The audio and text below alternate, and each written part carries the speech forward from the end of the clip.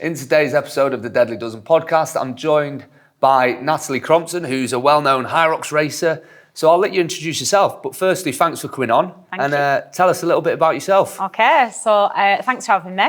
I'm Natalie. I'm an athlete, coach, corporate leader, parent. There isn't anything within my week that I don't do, So I've got quite a multi-skilled role, if you like. Yeah. So I've been racing in HYROX for the last 2 years, done 2 world champs, which I'm really proud of. Do feel like I just accidentally fall into areas of fitness, whether it be HYROX or marathon running, etc. And yeah, I've got quite a busy life in terms of work life. I'm a corporate leader, quite a senior position. Oh, wow. And I'm also a fitness coach as well, both face-to-face and online. So yeah, busy lady. So very busy. So what were you before HYROX then in the fitness scene? Were you something else? Was it marathon runner? Was it PT? Was it, what was it? Yeah, so in the fitness space for my fitness journey, I accidentally qualified for London Marathon, even though I hated running. Yeah. So I ended up being a marathon runner, but it was an accident. So that was interesting. Yeah. And then I decided to do Berlin Marathon. So yeah, so I fell into running by accident. Okay. And actually really enjoy it now. People will laugh if they're watching this because they actually think that I come from a running background and I do not. I used to hate it. And then when I came back from Berlin Marathon, I accidentally fell into HYROX. So I literally gave myself a few weeks, did my first HYROX and then qualified for the World Champs the first time. Wow. So yeah, so I feel like all of my fitness milestones have been by accident, if you like. So yeah. So you would say that, would you class yourself then now as a fitness racer? Yes. And would you say that you identify as more of a runner than, say, a gym person or someone that lifts weights? So you definitely say run or lift, you'd be the runner. I would definitely be the runner, yeah. If there's one thing that I neglect in my programming, it's strength training. I'll do the functional fitness side of things. I love circuits. I love putting myself into the pain cave. I'll go and do I'll go and do a 20-mile run, but put me on a squat rack, I'll be like, nah. You just we find that with a lot of guys actually in here, you know, men and women, is you'll get the people that really love the strength training and they hate the cardio, but we'll get a lot of people that do ultras, do marathons, and they're just like, I can't bring myself to do 4 sets of 10 or like 5 by 5. They just find it boring. I think it just must be too slow. The heart rate's too low. Obviously, it spikes your heart rate when you're doing it, but they don't seem to like the rest periods. Yeah. You know, sitting down in between or waiting for the next set. Yeah. So that's you basically. Indeed, yeah. So I do suffer a bit with, well, not a bit, a lot with ADHD. Yeah. So I feel like we're just always chasing that high dopamine hit. Yeah. And I don't get that the same from strength training at all. So. And would you find that sort of personality type has helped you in the corporate world then? Yes. I like to work at a really fast pace under pressure. I don't like having a lot of time to think. I don't like working at a slow pace. I like to be in quite pressurised environments. So, because one thing I've seen from, especially back in the day when I was doing more S&C work and working with CrossFitters and stuff like that, we found a lot of high performing people went to CrossFit. Yeah. And what I seen as a common trait was the people that were high performers in work and had like these high stress roles were actually quite high performing in the gym and stuff, and they liked CrossFit because it was so challenging. Yeah. And they sort of sought out marathons, ultra marathons. It was almost like they wanted something to push them as hard as the corporate. Yeah. Would you put yourself into that category where you think? Yeah, I think looking at my background in general, I've always been in a position where I've had to demonstrate a lot of resilience. So whether it be in the corporate world, you know, progressing really quickly at a young age. I had a child at quite a young age as well. So in my 20s, early 20s, I was a single parent, so I was juggling that. And that didn't slow your corporate career? Didn't slow it. In fact, I think it enhanced it, if anything. And why is that? I think it was more, well, one, I needed it financially. Yeah. Two, I wanted to set a good example to my son and everyone else as well. You know, having a child at quite a young age, you always had people saying, oh, your career will be ruined, you'll never get your body back under control, etc. So I used that as like fuel to do the best that I could really in my 20s, and it has definitely paid off. Because it is one of them, isn't it? When you look into it, it is basically a lot of women progress quite fast, and then having children obviously is such a big thing. Now I've got 3 children and it's such a big thing. I think, you know, for the mother and the father, but especially for the mother, there's that, you know, well, you're pregnant and then it's, you know, there's the whole aspect of it. So that's pretty incredible to be able to keep up with the corporate world and go from there. Early 20s, so it was a matter of being a parent, juggling a full-time role, getting the qualifications that I wanted and deserved, because I did work hard in school as well. So yeah, if you was to look at my Google diary, you'd be like, wow, how the hell do you get through it? Still no to this day, yeah, even though my son's like turning 18 next month. So, wow. Yeah. Oh, good on you. Well, so were you one of them people then from the corporate world? So we see this a lot as well. So we've got an academy where we qualify personal trainers, and you get people that come from school and they're young and they want to be trainers. And you get people that are sort of more in the mid-20s, but you also see people coming from the corporate world, maybe they're accountants or the lawyers or wherever they may be, or maybe whatever trade it may be, and then they get into PT at a later stage. Was PT something that you thought, you know what, I love training myself, I'm going to qualify as a PT? Yeah, so there was a few different things really that made me make that decision. So one being lockdown in 2020, 2021, I was like, all the money that I'd usually spend on traveling, put it into your education. Yeah. I've got a passion to help other people, especially people who suffer with low self-esteem, lack of confidence, etc.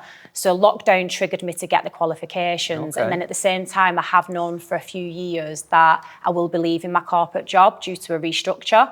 So at the same time that I knew that, I've been growing my fitness business whilst getting ready to leave my full-time job, which is going to happen in December.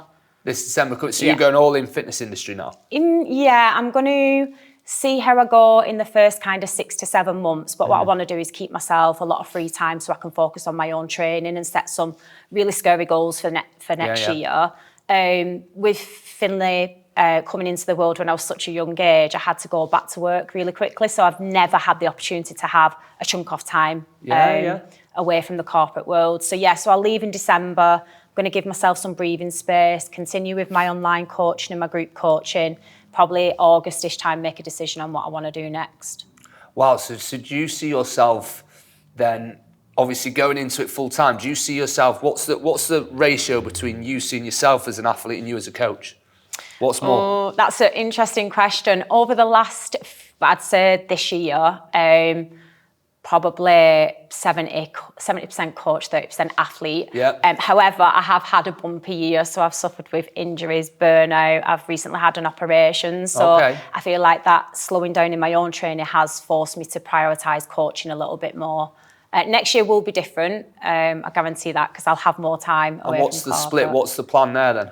I would say 50-50. 50-50. Yeah. And what's your plan for, if you were to say, we'll go into your training ethos, when it comes to next year then, how are you going to approach that? So what's going to be your overarching ethos for your training? How do you sort of periodise it? Are you going to go, right, next year I'm going to do this many comps? You know, what's your approach? For example, you know, what competitions are you going to do? What fitness races? Are you doing marathons as well?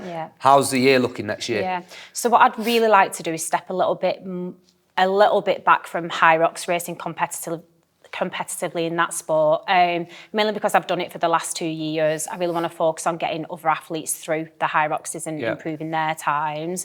I want to focus more on doing smaller competitions, but my big scary goals are going to be more in the endurance space. So I want to do a backyard ultra, I want to do some things abroad.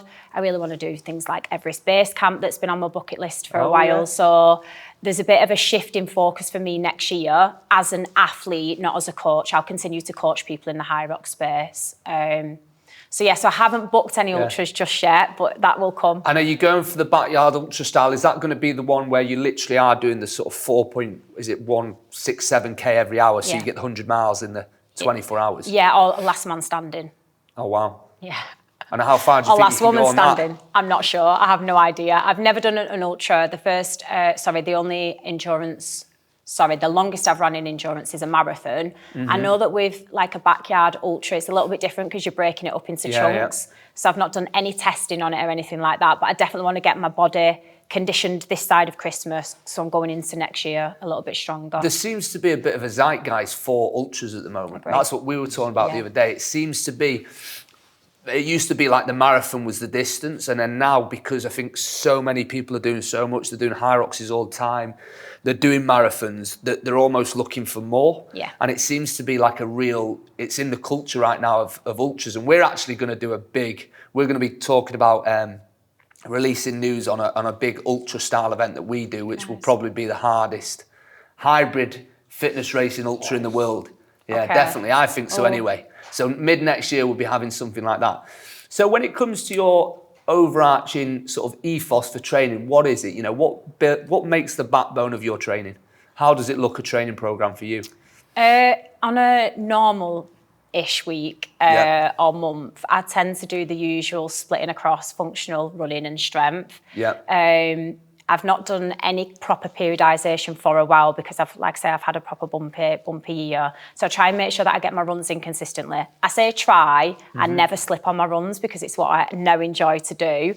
So 3 runs a week, 2 strength sessions, 2 functional is usually the split in my training. How do your runs look for the 3 runs? Are they different runs? Are they just a standard run each time? Yeah, so what are they? Progressive. So the split is intervals, threshold or tempo, and then a long recovery run, which is meant to be zone 2, but that's the one run where I probably get a little bit too giddy and then it ends up being a threshold run or something like that. That mellow zone 2 running doesn't do anything for me. It's one of them where we were saying this when we had the kit guy on, it trains hard and hard and hard, and he just can't run with a low heart rate. So he's saying it just works for him. And there is a little bit of a zone 2 works, but there is a little bit of a trend. So I've been in the fitness industry long enough and been an S&C coach long enough that 10 years ago everyone was like, don't do junk miles. Don't do junk miles. Just do high intensity, run fast, do your tempo runs, scrap all your junk miles. And then now everyone's like, zone 2, zone 2, zone 2. Yeah. And it all works. And as long as you're not burning out and overtraining, because that's the biggest benefit to zone 2 is that you can layer it on. And as you build up, you can layer more and more and more. And the recovery cost is not as high. And there's obvious real benefits to it. But it's also not the end of the world where people enjoy running a bit faster. Yeah. You know, realistically. Yeah. And I do think sometimes you're not always training to improve your performance. Sometimes you're training for your mental health in that week. And what you enjoy. Exactly. So if you want to trick yourself in a pain cave on a long run, then fair play is what I would say. At the end of the day, they say run slow to get fast, but when you run fast, you get faster. Exactly. You just do. If you push yourself, your body, fundamentally, the primary the variable that your body responds to, other than like say obviously doing a lot of volume is really good for your aerobic base, is intensity. Yeah. The higher the intensity, the more the stimuli, you know, it's going to make differences. So how does your functional, say you call it functional training, how does that sort of look? Is it compromised running? Is it circuit training? Is it more WOD type, sort of CrossFit type, short, sharp? How does that look? It's a bit of everything. I've stepped away a little bit from attending group classes just because of time restrictions. I train at 5 o'clock in the morning and it's very difficult to try and find a 5 a.m. class. Although I've found one now, but I can't train, which is disappointing.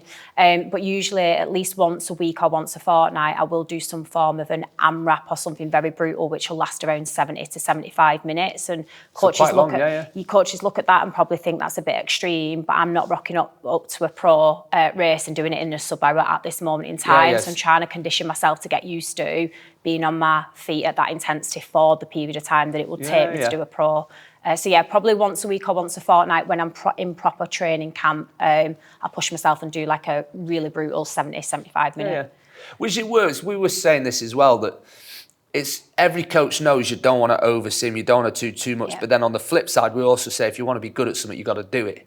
And at the end of the day, the best HYROXers are HYROXing a lot. If you look at how often they're racing, like footballers, how often are they playing football? You know, we were saying it on one of our sort of videos, like MMA fighters, how often are they sparring?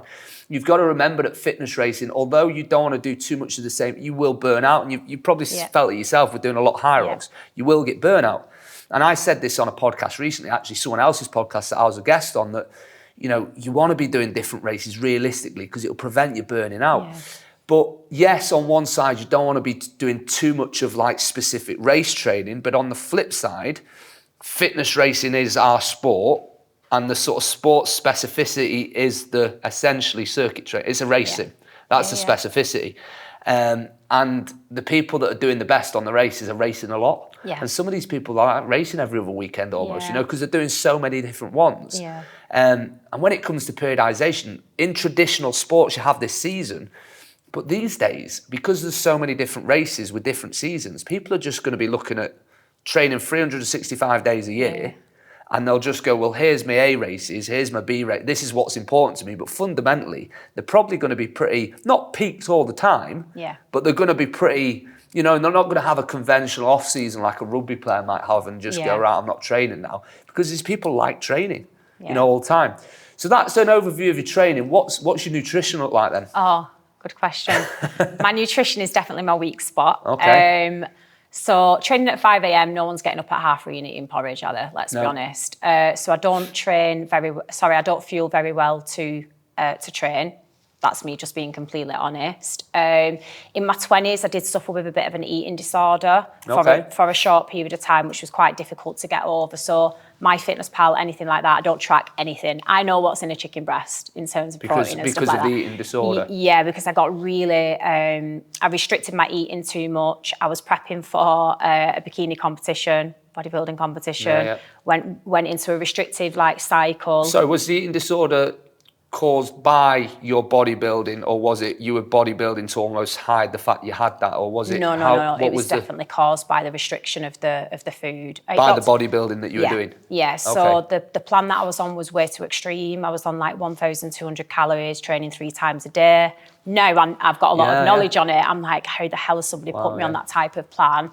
And it got to the point where I was even trying to track things like toothpaste in MyFitnessPal. And at that point, I was like, this is, you are not well kind of thing. And I'll openly talk about it because I say it to my clients all the time. When they're over on the calories, I give them a rough guide of calories and macros. But if they don't stick to it, they don't get any headache from me at all. So it was definitely caused by being on a restrictive plan for a long period of time. And now I'm in a position where I'm like, it's a trigger for me. I will not do it. Even if I had a coach who told me that I would do it, it would be the non-negotiable for me that I will not track my foods. So I'm quite an intuitive eater. If I'm hungry, I'll eat. I roughly hit my protein target because I know it in my head. But in terms of calories, I'm not. You're not tracking it. But as a whole, would you say that your diet is a very well balanced diet? Would you probably not a good question, but what would you say that you're very flexible, that you'll eat all food groups, chocolate, sweets, everything like that? Because some people we have, whether they be vegans or some people they will not, touch anything that is considered unhealthy. And it's not always a great term but they won't touch anything that isn't, your veg, your rice, your pasta. And other people are I'm very flexible. If I want, what we hear a lot on this podcast is 80-20 rule. That's exactly what 80% is good, whole, dense, nutrient dense foods. And then 20% is what I feel like. Yeah. My meals are good. My meals are good, but I do love snacking. Chocolate cake, Are you cookies. Sweet or savoury? I'm definitely sweet. My son's savoury, I'm sweet. So luckily I can get away with not actually buying any sweet stuff because he doesn't want it, he doesn't need it, he just wants to eat crisp all day. But I don't, look, if I want a Mars bar, I'll eat a Mars bar. I don't restrict myself in that respect. But my meals, I'm pretty solid. And do you think that do you think you'd get more out of your performance if you really dialed in nutrition? Or do you think actually, really the backbone is my training? I've got a healthy diet and really the make or break? Because some people like to say nutrition's the key. When it comes to physical performance, nutrition isn't the key in my opinion, right? It's just not. It is when it comes to body composition, but actual physical performance, you can eat the healthiest diet in the world. If you ain't running, you ain't going to be a good runner. You're not going to be a good boxer if you're not boxing. So your training is the backbone of performance, but obviously the nutrition is the fuel. But I've known guys that were, fantastic athletes and they ate Monster Munch and Red Bull, and you're just like, how are you doing that? So it's important to have nutrition. So do you think you'd achieve a lot more if you dialed in more? I think there's definitely room for improvement, but being completely transparent, my marathons have been done on a bagel. I get runner's stomach. And as coaches, we always say, make sure you're fueling the night before, make sure you're fueling on the morning of. On the morning of both of my marathons, I've done it on one bagel with no butter on it, no nothing. So definitely room for improvement on the build up to any races, because there always is. But so I actually, when I train in the gym here, I don't eat anything. I have a little crepe, which is what my son eats, and they're quite nice, these little chocolate crepes. But I don't eat till about 1 o'clock because I just don't fancy it. And then I get all my calories in and all my protein in the second half of the day. And that's not because I'm purposely fasting or doing anything consciously. It's just that I'm busy in the morning. I train mid-morning because I've got a gym, so I can train when I want. And it tends to be mid-morning when I train. I just don't really want to eat anything. And I don't feel hungry in the morning. But I do eat later into the evening. So I stay up till about 11 o'clock and that's when I eat. See, just on that, I think that if you was to ask me what's my most important habit to help with my performance, it would be sleep. Sleep is massively important. Like, I take my pillow when I'm racing, Yeah. regardless if I'm flying abroad. For one night, I'm paying £80 and taking a full suitcase because I'm taking my pillow with me. Your own pillow. My pillow is coming with me. I'm getting 7-8 hours a night. Well, it is the key. I mean, a lot of people say, my daughter, Sophia, she didn't sleep well for a good couple of years. She's 3 now, but the first 2 years, she was up 5 or 6 times a night. It's much harder on my wife than me because she often wanted my wife. Yeah.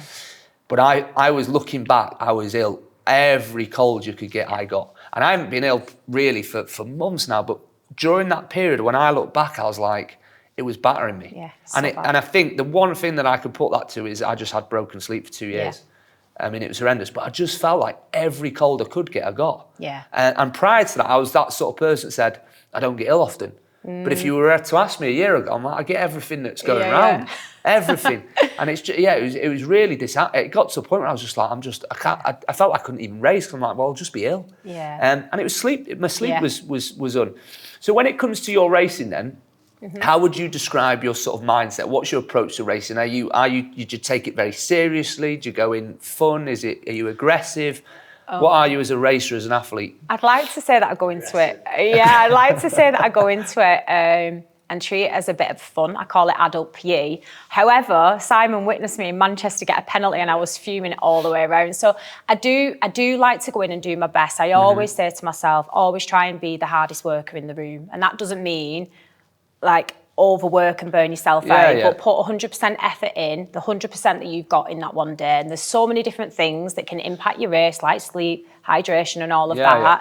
So I always tackle a race head on and go, right, I'm going to put 100% effort into this race. But at the same time, when I'm going into it, if I'm getting nerves, I say to myself, it's adult PE, it's not life or death, Natalie. If you talk about HYROX as an example, you're doing 8 kilometres of running and you're doing 8 stations, it really isn't that deep kind of thing. So if I do go into a race and I'm feeling a bit nervous, which is usually because I've had a bad sleep and my cognitive function's not in the right place, etc., that's what I remind myself of. I've been through many things in my life where I've had to show a lot of resilience and I've got through a lot of challenging times. A race is not deep at all. It's not a big deal. So what's your plan then? So you said you're going to go do more smaller races, so not the HYROX. And what's the main story behind that? Obviously, you've done a lot of HYROX. What races are you going to do and what do you want to achieve in them? Yeah, so Deadly Dozen, obviously. Yeah, got to get on that. It's the best one, isn't it? Obviously, not biased. I've been doing a bit of supporting for Hybrid NW. It's actually racing Bolton this weekend, trying to rally up a few people to attend that. In terms of the why am I doing it? I feel like HYROX is heavily exposed at the minute, doesn't need to make any more money. It's everywhere. In my opinion, don't know if I'm allowed to say this or not, but probably making too much money out of people is my view. Smaller races, in my opinion, are more affordable, more accessible, less overwhelming, I would say, in some respects. So what I'm trying to do is encourage some of my athletes to race in smaller comps, to grow some confidence, get some experience in the race setting, etc. But it's not that I'm not interested in HYROX anymore. I just feel like I've hit a bit of a wall with it myself personally. Well, I said this, I'll be doing a race at the leisure centre and some people said to me, oh, even the leisure centres are doing them now. And I was like, it's a good thing because the whole HYROX is that big of a fish, doesn't have to worry about anyone, obviously, right? But all these different races, so we're well established now that we're in almost, like we're at 22 countries now. So the way we see it is like we're going to be everywhere. So HYROX might be in the big cities, but Deadly Dozen's going to be across the UK. It's going to be everywhere. So people do Deadly Dozens and then they'll say, right, I'm going to do Birmingham in October and Manchester in January.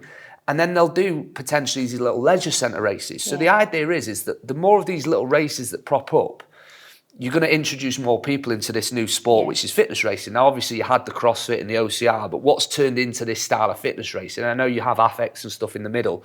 It's a bit more similar to CrossFit without the complexity. But when you've got like Deca, Deadly Dozen, HYROX, your hybrid game style ones, they're sort of these sort of conventional fitness races. That's what's growing exponentially.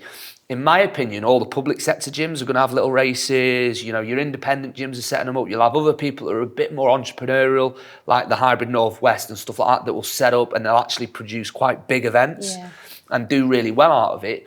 but it's all positive. Now, business is business. Like people say to me, like, I'm like, no one's naive. Business is business. We're all, if we have an event at the same weekend, they'll take some of mine and I'll take some of them. And that's business. But at the end of the day, if your race is good enough, you'll be successful. Yeah. So people said to me, what do you think about that race selection? I said, great. Because it's more people will do that. And then they'll go, well, if we're really good at what we do, then we'll be one of the big players that people will go, well, I'll do that race at Leisure Centre, then I'll go do a Deadly Dozen, then I'll go do a HYROX. And like I was saying earlier, the best thing that can happen to fitness racing really is if you just do, everything has a honeymoon period, like relationships and even sport. And 2 years it could probably be around 2 years, right? 2 years of HYROXing all the time, you will get to a point where you'll go. And I do think that if you go and do other races, it will benefit you. Yeah. And even if you don't like that race as much as you like HYROX, you'll like HYROX even more. Yeah. You know, you might go do, say, a Deadly Dozen and go, bit too much weights for me, I prefer HYROX. It'll be good for you. Yeah. So it's a good thing to do. So we've talked a lot about sort of your training and your mindset and your racing. And so how does this, let's go right back to your sort of corporate world. So how does this all tie in? I know you're going into essentially being a full-time coach potentially, but tell us a little bit more about your corporate world and what you've achieved there and how your mindset has got you to where, and do you think that the corporate life has benefited you in fitness racing? Yeah, I feel as though I've been in the energy industry for like 19 years. The what industry, sorry? Energy industry, yeah, for 19 years, which is a long time. And there isn't a leadership role that I haven't done. So I've got experience in leading big teams of leaders. And in the time that I've been in the energy industry, I've had a lot of problems to solve, where I've had to demonstrate a lot of resilience and influence people to do certain things, which has carried over into certainly my coaching career now. As an athlete as well, like problem solving when you're coming across challenges and things like that. And also I feel as though because the corporate world is so, I want to say, structured, organised, it's helped me in terms of an athlete being a bit more regimented, I'm going to say. So as an example, my day consists of me getting up at 4 o'clock, going training at 5 o'clock, showering, getting ready for a 9-to-5 job, online coaching in the evening, etc. So from a routine point of view, it certainly helped keep me grounded and have that, I would say, rigour across the week. So will you miss the corporate world if you leave it entirely? I apologise to anybody in the energy industry if you're listening to this. No. And why not? I feel as though I've got a lot more energy to give than being sat behind a laptop all day, every day. And having done it for 19 years, it served its purpose. Obviously, I've had a responsibility of bringing up a child over the last 18 years, which has been interesting.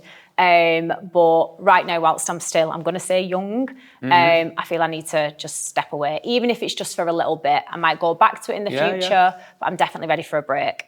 And do you think your lad will be a fitness racer? No. No? Not for him? No, I keep trying to bully him into doing a mixed doubles with me, but no, he's sometimes not. It's later in life, and by later in life, I mean for someone that's in their late teens, early 20s, they see later in life as like your 30s and 40s. And sometimes what we seen in the gym industry was your sort of teenagers are very body conscious and they want to go gym with their friends and do the muscular stuff. And because they've got natural fitness and often natural sort of, they don't really have to concentrate, a lot of them. They don't do any cardio, and then they hit the 30s or they have kids and they realise, actually, I'm unfit. And then they start going out running and stuff like that, and they realise, actually, and that's where they come full circle and sort of want to start doing proper fitness again. So it's almost like gyms like this, we see like the bulk of our membership are, you know, beyond mid 30s. It's in the 40s, 50s and 60s, because they're the people that have gone, you know, maybe not in previous generations, but they're in the general commercial gyms when they're 18 and into the 20s. And then by the time the mid 30s, 40s, 50s, 60s, are like, I want to train harder and I want to get fit and I want to be healthy. And we find so many more people that have health goals. They're like, why'd you come to the gym 3 days a week? They're like, yeah, I want to look good, but fundamentally I do it because I want to feel good, mentally and physically. I'm hoping Finlay does come to that. He has had a lot of experience in football. He was in the net for a good few years.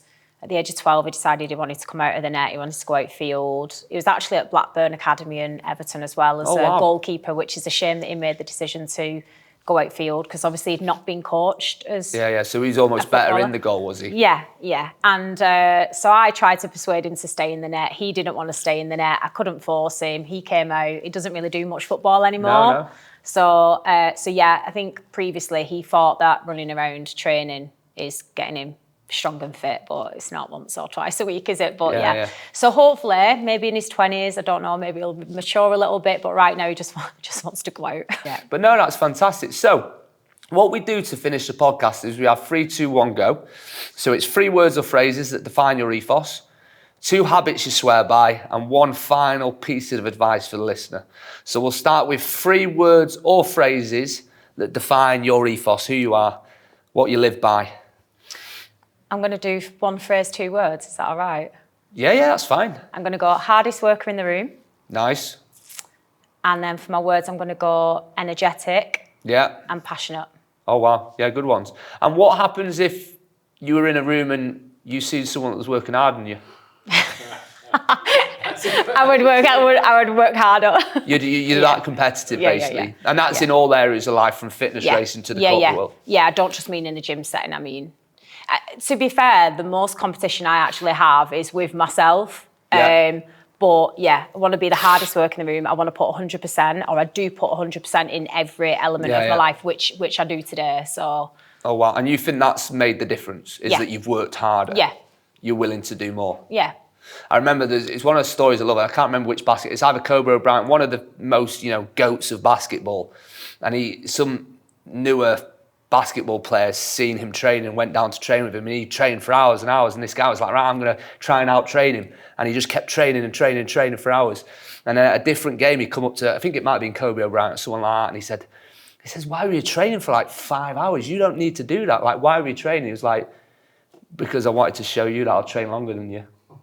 And it was like, he didn't need to show this guy that he could train longer than him. He was already like a GOAT level basketball player, but it was that mentality of someone that's at the top and will still stay for hours just to show this other guy that I will train for longer than you. Yeah. And it's that mindset that's like, oh wow, that's like someone at highest level and still has that hunger.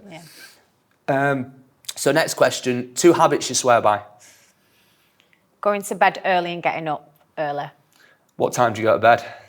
Oh, it depends. If I've got company, I will have a late night, but usually about 9, half 9. I'm a bit sad. Yeah. I know when you said like 11 o'clock before. Though, to be honest. No, I have done that before, but yeah, about 9, half 9.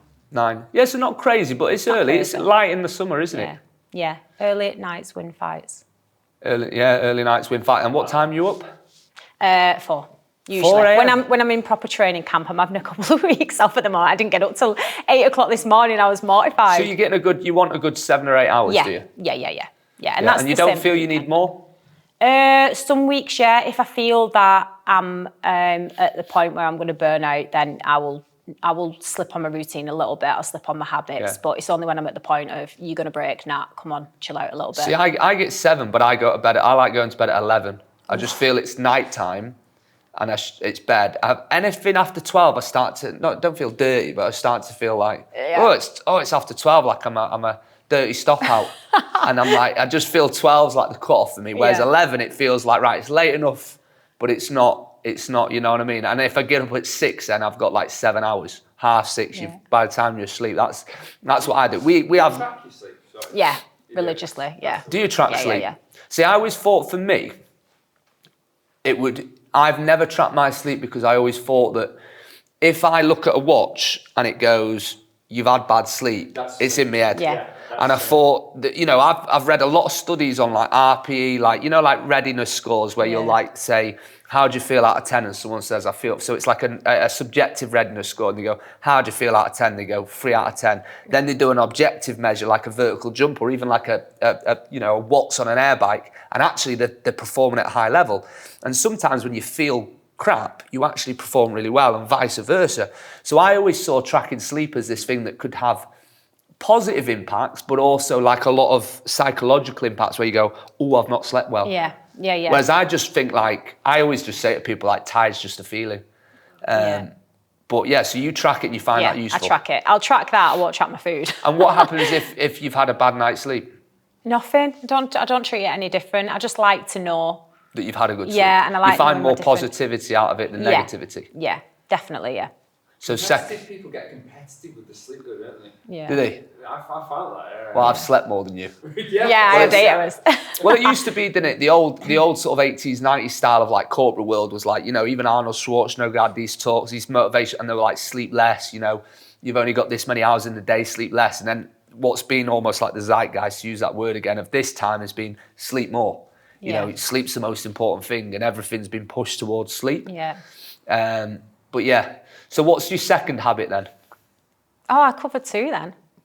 What was the second? Going to bed early and then getting up early. Oh, that's your 2 habits then. So go to bed early. That's pretty much it. Yeah, that's all. And do you find getting up early? Why do you like getting up early? Do you feel you're just ahead of everyone else, or? A little bit. I'm not one of these people who'll go, I'm 5 a.m. club, I'm better than you or anything like that. But to be really honest, it's the only peace and quiet that I will get in my day. From the minute people start waking up at 7-ish, that is it. My phone's going off, my emails are popping off. So I get up, I get my training done. So nothing can impact am I going to train or not that day. So yeah, partly because it's peaceful. But yeah. Do you ever feel like some people, and it's to do with hormones and stuff, do you ever feel like dread or, not dread, that's a bit extreme, but some people actually feel not depressed, but they feel like when it's early, they don't feel positive first thing in the morning. You know, like people, when people say I'm not a morning person, there's actually hormonal things to do with that, where some people generally feel terrible first thing. You feel good, you're a morning. I'm a morning person. You're bright and early. Yeah. People can't stand going, like let's say that we was going climbing Snowdon and we had an early start, people would not come in my car. Yeah, because you're there talking about everything. I will not stop talking, That is where I'm at my peak. Bedtime, 8, 9 o'clock, I can't have a conversation with anyone. I'm like, you're no, flagging. I'm done. Yeah, I'm done. Yeah, that's really cool. So it's on to the final one then. What is one final piece of advice for the listener? Probably for people who are sat on the fence around getting involved in fitness racing, book the race. It's not life or death. It's adult PE. Book it and then work backwards and deal with it, is what I would say. Yeah, which is like a programming one-on-one is book the date, get the competition and work backwards. Yeah, because I hear a lot of people saying, oh, I'll do it when I'm fitter, or I don't feel like I'd fit in. It seems a bit clicky, etc., etc. It's just not like that at all. Yeah. I absolutely agree with. Like we were talking about with the coach in there that booked the Ironman, I was like, book it. I'm a big believer in take the leap and grow the wings on the way down, like dive in head first. 100%. Book the race. I said it recently on a podcast, literally the last podcast I was on, I said, book it and tell all your friends you've booked it. Put it on Instagram. The more people you tell, make yourself accountable, just tell everyone, book it, and you'll get it done. It's like booking a holiday, you'll make it work. Yeah. And that's the key. I'm not trying to give financial advice that people start booking holidays and like, gee, I'm in debt. No, it's I agree with that 110% because that's the way I would do it. Yeah. And we see it a lot, owning a gym now for like 10 years. It's amazing how many people will go, I'll join the gym when I'm fitter. Yeah. Or they'll go like, I'll do that when I'm fit, or I'll start doing that once I've lost weight. Or I'll do, it's bizarre. People want to sort of achieve something before doing something. It's like, no, like just do the thing. Yeah. And then like sign up and you're good to go. That's the key. I get that with my fitness classes. I'll come when I'm a bit thinner. I'm like, no, you won't. You're fit now. Yeah. Get on the class and then I bully them into booking a race, basically, is how it goes. And sometimes I would say as well, to add to it, sometimes people plan too far ahead where the goal's it's like 2 years away. I'm like, what? Yeah. Like you want it to be tangible, and it doesn't. Yes, we all know to get to a high level, you might need to build. It might take you a few years to get to where you want to be, like peak performance. But fundamentally, it's not going to take too many months to get ready for any of these races.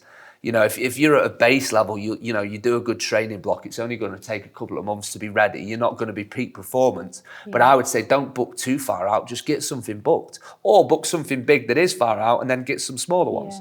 And just on the back of that, I'm a true believer. Well, not even a true believer, but I always remind myself that there will be one day that comes, and this will all be taken away, and we won't be able to do it. And whether that's in our younger years, older years, whatever, we won't be able to do this forever. So do it now, is what I would say. So don't see me booking races 2 years out. It's got to be like in the next few months is usually what I do. Yeah, I think they say, don't they? If your ability, your capacities were taken away, you'd realise just how lucky you are to be able to do it. Exactly. And especially, any old. I say that about when people criticise burpees as an exercise, I say, get an old person to do a burpee. Like I says, and you suddenly see how functional it is. Yeah. Like an old person, if you said squat or lunge, like they might be able to do it. Tell them to jump on the floor and jump back up, like a 90-year-old. Yeah. Or a really overweight person. And actually the ability to go chest to the floor and back up within a few seconds is takes a lot. And, you know, these races, people are doing burpee broad jumps for 80 metres. It's an incredible physical capacity that you shouldn't take for granted. And we're incredibly lucky to be able to do it. Yeah. I recently did 300 burpees a day for 30 days. And Oh, wow. it doesn't sound that hard really, but it was... It does sound a bit shit. On the days where you're waking up and you're aching because you've trained the day before and you're like, I've got to do my 300 burpees. But No, yeah. it is, because I've done them ones where you do the 100 press-ups a day for charity. And Yeah. 100's like not a massive amount for a day, but once you've done a few days, you're like, oh, I've got to do them press. Yeah. Especially if you have a busy day. Yeah. And it's the end of the day and you're like, all right, it's 10 o'clock and I've got to do 100 press-ups.